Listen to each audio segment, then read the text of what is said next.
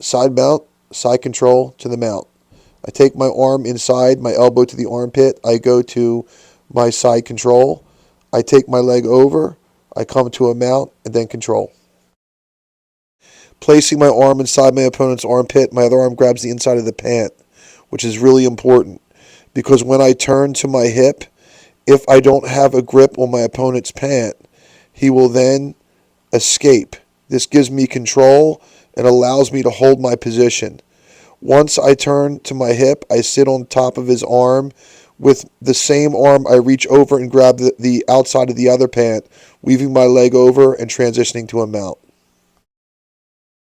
When transitioning to a side mount, if I do not control my opponent's legs, this will allow him to push off my back, create space, and elbow escape, maneuvering his body to my back.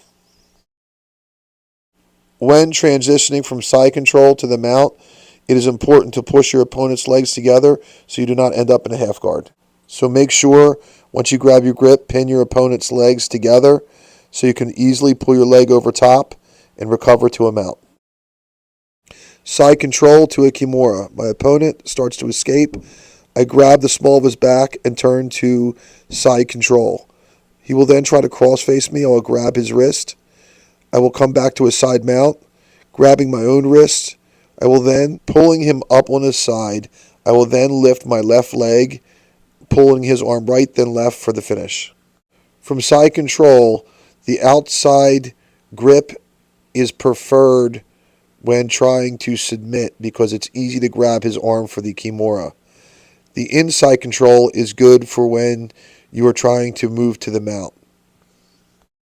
So when your opponent does not allow you to get that inside control, you can grab outside from his shoulder, sit to your hip. As he goes to crossface, grab his wrist, turn to his side mount, grab your own wrist, pull him up to his side, step your left leg up, pull right, breaking his grip, then left for the finish.